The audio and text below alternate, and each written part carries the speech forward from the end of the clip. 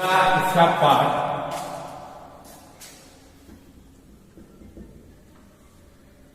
दूसरा क्या शुरू में बताए थे, वेव ऑप्टिक्स। अभी तक जो 3 चैप्टर पढ़े वो था रे ऑप्टिक्स, उसमें पढ़े पहला रिफ्रैक्शन और रिफ्लेक्शन, दूसरा पढ़े optical instrument and defects of vision, अब तीसरा चैप्टर पढ़े dispersion and scattering of light. पहले वीडियो में ये सब का देखा। दूसरा पार्ट में वेव ऑप्टिक्स है, इसमें हम 3 चैप्टर पढ़ेंगे। पहला वेव थ्योरी ऑफ लाइट, दूसरा इंटरफेरेंस ऑफ लाइट, तीसरा diffraction and polarisation of light. 3 chapter इसमें भी है पढ़ना। पहला जो शुरू करेंगे वेव थ्योरी ऑफ लाइट। तो पहले आप इसका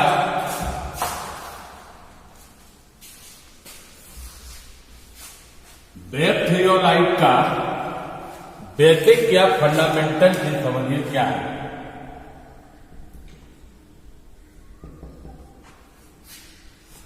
wave theory of light, light का सबसे ओल्डेस्ट इसको सबसे पहले प्रपोज किया था हाइगन नाम के साइंटिस्ट ने, और इसमें कुछ गलती था, बाद में इसको करेक्टेड किया फ्रेस्नेल ने। तो वेव थ्योरी ऑफ लाइट क्या बताता है? ये मैकेनिक्स बताता है कि लाइट एक जगह से दूसरा जगह कैसे जाता है। ये बताता propagation of light from one point two another point. एक जगह से दूसरा जगह लाइट कैसे आगे बढ़ता है, उसी चीज को क्या बताता है वेव थ्योरी ऑफ लाइट। इसको आप पूरे को 3 पार्ट में बांटते। पहला जैसा इसका एलिमेंट क्या क्या इसका fact, elements of wave theory of light. पहला देखिए मेन पॉइंट पहला था, कोई भी सोर्स है, मान लो लाइट का सोर्स क्या है एच, इससे चारों तरफ वेव निकलता है। वेव का मतलब क्या होता है? वेव का मतलब हुआ पहले पढ़ा होगा मैकेनिकल डिस्टर्बेंस। मैकेनिकल डिस्टर्बेंस जो टाइम के साथ क्या करता है, आगे प्रोपेगेट करता है। इसी को क्या बोलते हैं? वेव बोलते हैं। तो फर्स्ट पॉइंट क्या दिया कि कोई भी सोर्स ऑफ लाइट से चारों तरफ मैकेनिकल डिस्टर्बेंस होता है या चारों तरफ वेव निकलता है, जो कि एक हाइपोथेटिकल मीडियम है। हाइपोथेटिकल मीडियम में आगे बढ़ता है velocity of light. Velocity of light, ये जो मीडियम जिसमें आगे बढ़ता है, इस मीडियम का नाम हाइगन ने क्या दिया? ईथर। बोले फर्स्ट पॉइंट मेन है कि कोई भी सोर्स ऑफ लाइट से चारों तरफ वेव निकला, जो हाइपोथेटिकल मीडियम में आगे बढ़ता है, लाइट के वेलोसिटी से आगे बढ़ा, इस मीडियम को क्या बोलते हैं? ईथर। पहला पॉइंट समझ गए। अब बाकी पॉइंट ईथर पर ही है। ईथर को इसलिए माना गया उस समय क्योंकि किसी भी वेव को आगे बढ़ने के लिए, प्रोपगेट करने के लिए एक मीडियम मानना जरूरी था। ईथर वाज सपोज्ड, क्यों माना इसको, to be present because a medium was essential for propagation of a wave। तीसरा ही पॉइंट समझिए, ईथर को माना हर एक मटेरियल में, हर एक मीडियम में और हर एक स्पेस में भरा कि जिससे कि लाइट कहीं भी ट्रेवल कर। चौथा पॉइंट देखिए, 11 में पढ़ा होगा कि किसी भी वेव का वेलोसिटी का फॉर्मूला होता है c बराबर √T/। साउंड रहेगा तो आप भी लिखेंगे, लाइट है तो क्या से डिनोट किए, ठीक है। c का मान लाइट का वेलोसिटी बहुत अधिक है, जानते हो, 3 × 10⁸। c अधिक है मतलब e का मान बहुत अधिक होगा, रो का मान बहुत ही कम होगा। तो ये क्या है, मॉडुलस ऑफ इलास्टिसिटी। इस पॉइंट के आधार पर बोल सकते हैं ether highly elastic, highly elastic है। और रो क्या है इसका, डेंसिटी। और डेंसिटी जो रो है मीडियम का, मीडियम है यहां पर ईथर का, वेरी लो। 4 पॉइंट समझे। 5वां एक लास्ट पॉइंट था जो कि गलत माना था। वेव 2 टाइप का होता है, एक पढ़ते हैं लॉन्गिट्यूडनल वेव और एक होता है ट्रांसवर्स वेव। लॉन्गिट्यूडनल का मतलब कि जिस डायरेक्शन में वेव जा रहा है उस मीडियम का पार्टिकल का भी वाइब्रेशन उसी डायरेक्शन में, मतलब मीडियम के पार्टिकल का वाइब्रेशन और वेव का डायरेक्शन ऑफ प्रोपगेशन सेम रहेगा। ये वेव क्या कहलाएगा, लॉन्गिट्यूडनल। और दूसरा, अगर लाइट जा रहा है एक्स एक्सिस पर, अब पार्टिकल इसके परपेंडिकुलर वाइब्रेट कर रहा है, दोनों वाइब्रेशन और प्रोपगेशन अगर परपेंडिकुलर है तो ये कैसा वेव कहलाएगा, ट्रांसवर्स। तो हाइगन ने क्या था कि शुरू में मानो 5वां पॉइंट कि लाइट वेव को लॉन्गिट्यूडनल मान लिया था नेचर, लॉन्गिट्यूडनल इन नेचर।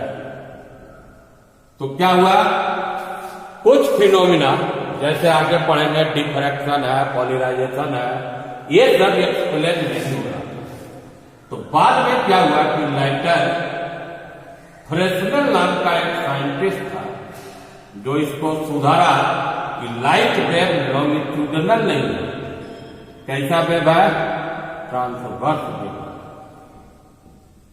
तो मेन फैक्ट देखिए क्या था, मेन फैक्ट पहला क्या था कि कोई भी सोर्स से लाइट निकला, एक हाइपोथेटिकल मीडियम में आगे बढ़ता है, उस मीडियम को क्या नाम दिया था, ईथर।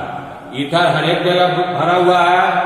ईथर का इलास्टिसिटी बहुत अधिक है, डेंसिटी बहुत क्या है, कम है। लाइट वेव नेचर में कैसा है, लॉन्गिट्यूडनल। अब इसके बाद आता है इसमें पहला पॉइंट समझे,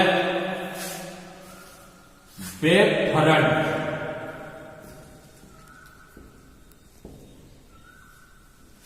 अभी क्या बोले हैं, पहला पॉइंट कि कोई सोर्स है, उससे चारों तरफ डिस्टर्बेंस होता है, चारों तरफ वेव निकलता है, जो कि एक हाइपोथेटिकल मीडियम में जाता है। उस मीडियम का क्या नाम दिया था उसने, ईथर। इसका मतलब सोर्स के चारों तरफ क्या भरा हुआ है, ईथर का पार्टिकल। अब इसी से होके आगे वेव बढ़ रहा है, आगे जा रहा है।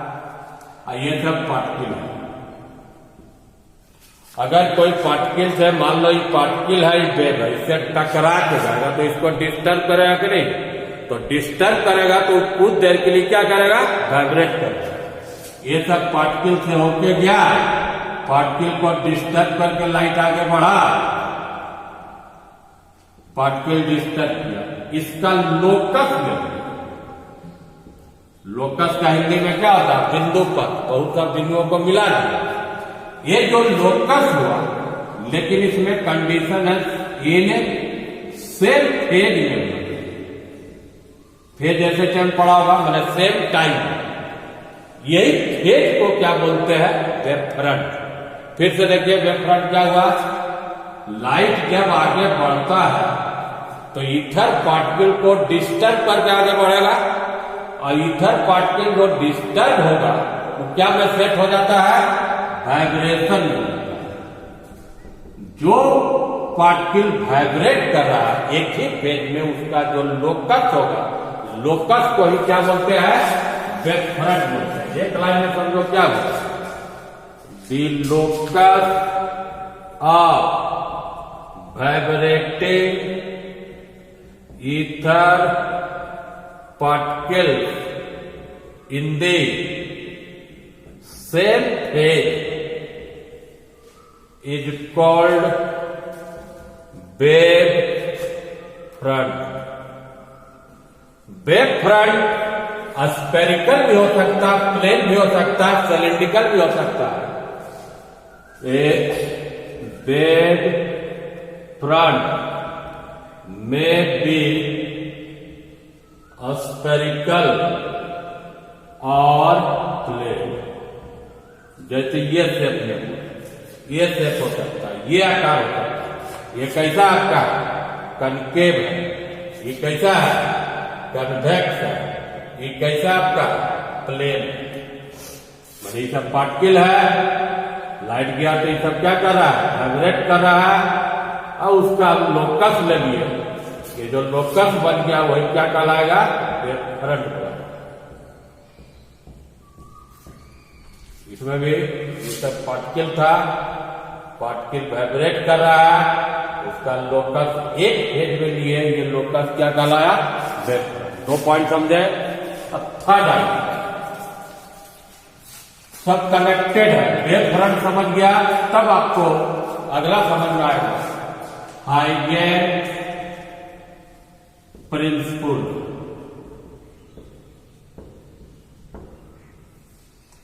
हाइगेन प्रिंसिपल क्या बताता है? जो वेव फ्रंट बना भी जो समझा है, वो कैसे आगे बढ़ता है, वो एक पॉइंट से दूसरा पॉइंट तक आगे कैसे बढ़ता है, प्रोपगेशन ऑफ वेव फ्रंट के बारे में बताता है। कौन? आपका हाइगेन प्रिंसिपल। इसमें कुछ पॉइंट है। पहला पॉइंट समझिए, ये मान लो सोर्स था, सोर्स के आगे क्या बना? वेव फ्रंट बना। वेव फ्रंट का हर एक पॉइंट नया सोर्स हो गया। इससे मतलब क्या समझा? हर एक पॉइंट से फिर वेव निकलेगा जो लाइट के वेलोसिटी से चारों तरफ बढ़ेगा। यहां से चारों तरफ बढ़ेगा। पहले वेव का सोर्स, वेव कहां से निकला? सोर्स ऑफ लाइट एस से। एस के बाद क्या बना? वेव फ्रंट बन गया। वेव फ्रंट का हर एक पॉइंट से फिर वेव निकला जो लाइट के वेलोसिटी से आगे बढ़ा। लेकिन अब जो वेव निकला, इसका नाम क्या होगा? सेकेंडरी वेवलेट होगा। सोर्स से जो निकला वो क्या हुआ? प्राइमरी। अब वेव फ्रंट से निकला वो क्या हो गया? सेकेंडरी। Secondary wavelet. पहला पॉइंट समझ गए। दूसरा देखिए, दूसरा क्या है? सेकेंडरी वेवलेट का आकार देखो, चारों तरफ वाइब्रेट कर रहा है, चारों तरफ लाइट के वेलोसिटी जा रहा है। अगर इसको तुम मिला देते तो यह आकार कैसा हो जाएगा? स्फेरिकल हो जाता है। जिसका रेडियस यदि लो यहां से यहां तक लाइट के वेलोसिटी से गया तो c/2 क्या होगा? क्या कि डिस्टेंस हो रहा पड़ते हो, वेलोसिटी गुना क्या होगा? टाइम 1 सेकेंड के बाद लगो तो कितना रेडियस होगा 3 लाख किलोमीटर, और क्योंकि लाइट का वेलोसिटी क्या है 3 लाख किलोमीटर पर सेकंड। तो ये जो सेकेंडरी वेवलेट बनता है उसका आकार कैसा होता है, स्फेरिकल होता है। सेकेंड पॉइंट समझ गए। थर्ड पॉइंट, सेकेंडरी जो वेवलेट बनता है उसका आकार बोला स्फेरिकल हुआ, जिसका रेडियस टाइम के साथ क्या होते जाता है, बढ़ते जाता है, बढ़ते जा रहा है। जैसे पहले ये radius R1, R2, R3, 1 second में कितना होगा 3 लाख, 2 सेकेंड में कितना रेडियस हो गया 6 लाख, 3 सेकेंड में कितना होगा 9 लाख, इस टाइप से बढ़ा।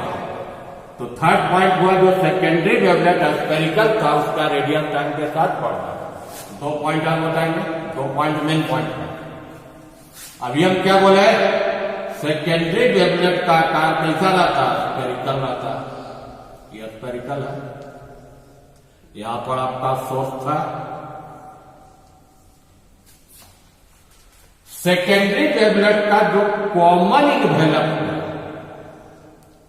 जैसे ये भी मान लो डिफरेंट था A', B', लेकिन कॉमन इन्वेलप किस डायरेक्शन में, कॉमन इन्वेलप इधर भी हो सकता था, लेकिन जिस डायरेक्शन में लाइट जा रहा है जो कॉमन इन्वेलप होगा वेव फ्रंट का नया पोजीशन। मेन पॉइंट है द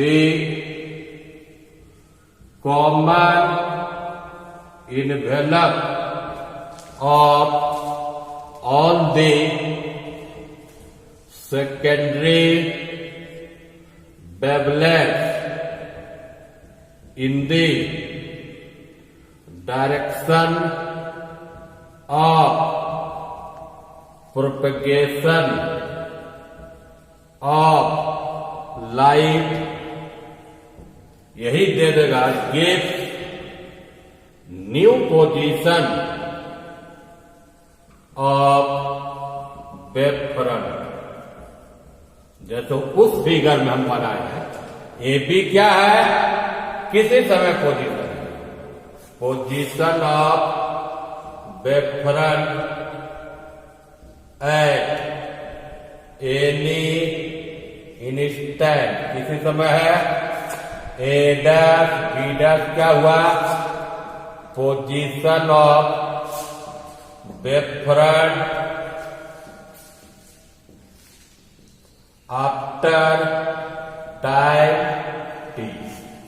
ये चीज आपका किसी भी वेव फ्रंट में बना सकते हो, जैसे वो कनकेव है, कन्वेक्स में भी होगा, जिस टाइप का रहेगा वेव फ्रंट उसी टाइप का कॉमन इन्वेलप बनेगा। यहां पर मान लो सोर्स है, लाइट का डायरेक्शन ही है, तो ये भी शुरू में था A', B' क्या हो गया, नया पोजीशन हो गया। प्लेन में भी बना सकते हैं, जैसे ये वेव फ्रंट था ए बी, और इसका कॉमन इन्वेलप के लिए A', टी टाइम के बाद ये सब डिस्टेंस कितना हो जाएगा इंटू। अब एक अंतिम पॉइंट है, ये मेन पॉइंट था, क्या था कि कॉमन इन्वेलप जो वेव फ्रंट का रहता है, वेव फ्रंट का क्या देता है, नया पोजीशन। 5वां पॉइंट समझ लो, उसके बाद मेन क्वेश्चन आगे शुरू करेंगे।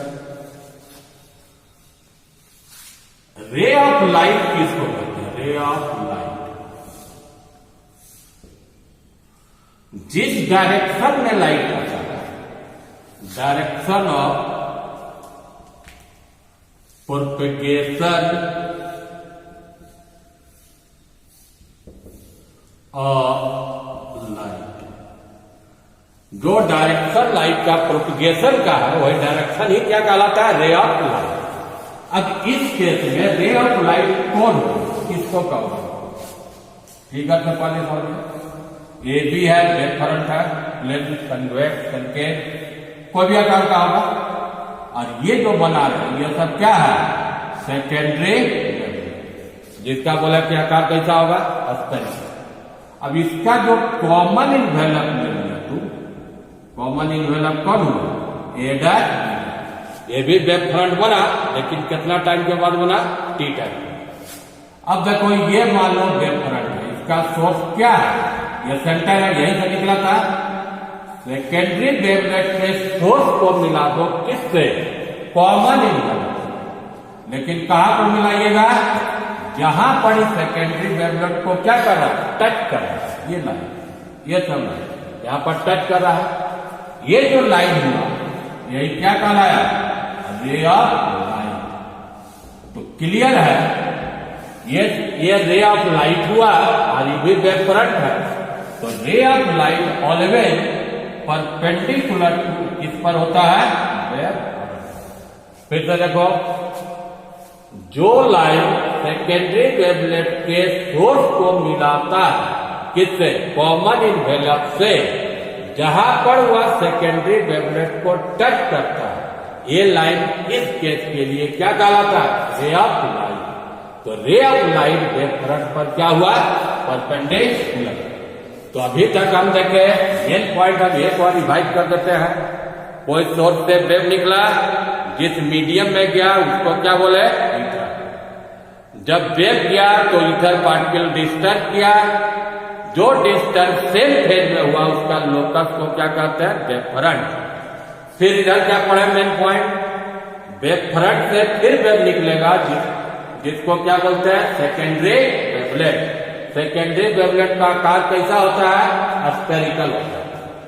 सेकेंडरी वेवलेट का जो कॉमन इनवेलप ले लेते हैं तो वेव फ्रंट का क्या होता है? नया पोजीशन होता है। और ray of light wave front पर क्या रहता है? परपेंडिकुलर।